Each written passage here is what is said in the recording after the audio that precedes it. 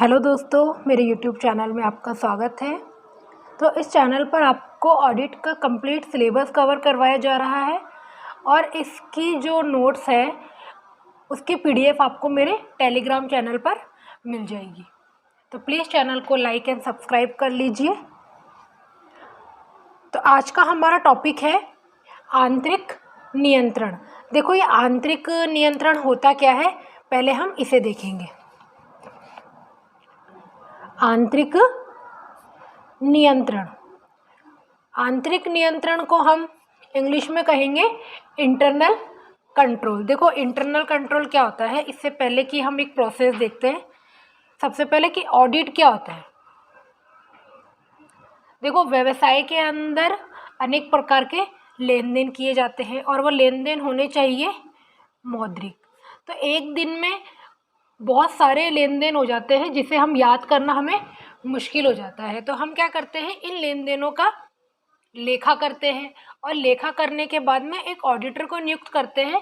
फिर वो ऑडिटर उन लेन देनों की जांच करता है और अगर कुछ भी लेन देन में त्रुटि हो गई है या कुछ गबन हो गया है या कोई मैनेजर कर्मचारियों के द्वारा कोई छल कपट किया गया है तो उसे ऑडिटर ढूंढ के निकालता है और उसे अपनी रिपोर्ट दे देता है।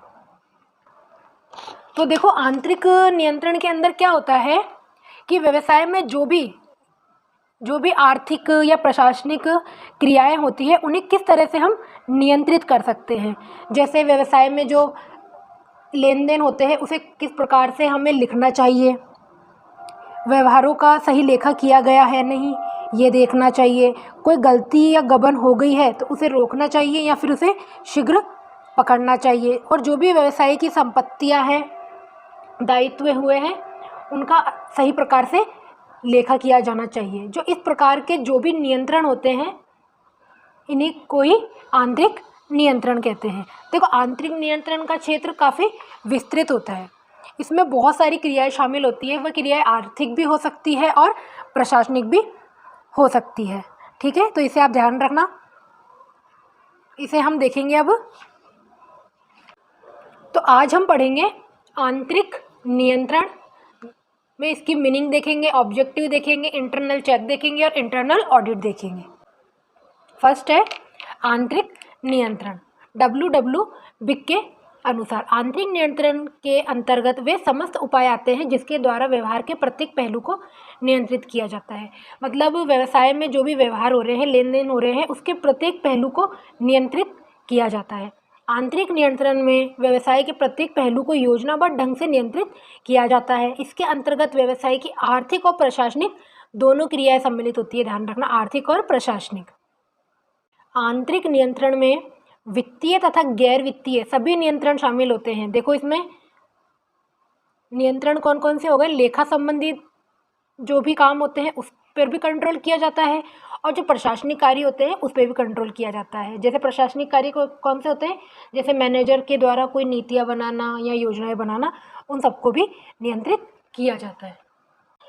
आंतरिक नियंत्रण के उद्देश्य क्या क्या है, व्यवहारों का सही लेखा करना, गलती व गबन को रोकना और उसे शीघ्र पकड़ना, उत्तरदायित्व केंद्रों की स्थापना करना तथा प्रत्येक क्रिया के संबंध में जवाबदेही निर्धारित करना, व्यवसाय की संपत्तियों को सुरक्षा करना मतलब सुरक्षित करना, सामग्री, श्रम, प्लांट तथा पूंजी के उपयोग में कुशलता लाना तथा व्यवसाय की निष्पत्ति में सुधार होना। मतलब कम से कम सामग्री, श्रम के अंदर हम कैसे ज़्यादा से ज़्यादा उत्पादन कर सकते हैं, इस तरीके की योजनाएं बनाकर उसको नियंत्रित करना।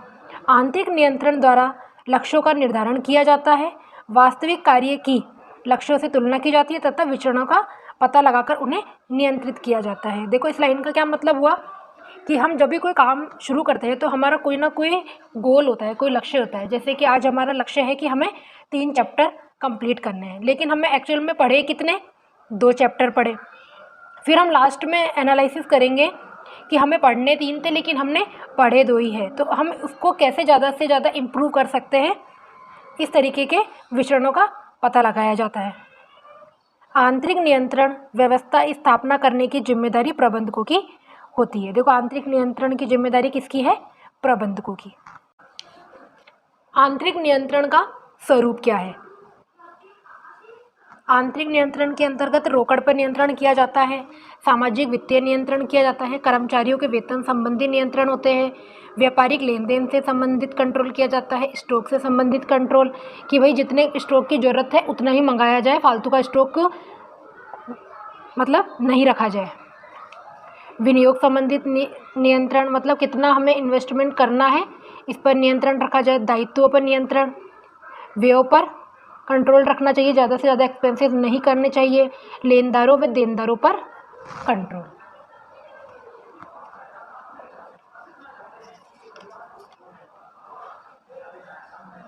तो कल हम देखेंगे आंतरिक लेखा नियंत्रणों के क्या क्या भाग है। इसके 2 भाग है, आंतरिक निरीक्षण और आंतरिक अंकेक्षण, जैसे हम आगे आने वाले वीडियो में देखेंगे। तो आई होप आपको समझ में आया होगा कि ये इंटरनल कंट्रोल होता क्या है। तो प्लीज़ चैनल को लाइक एंड सब्सक्राइब कर लीजिए। Thank you.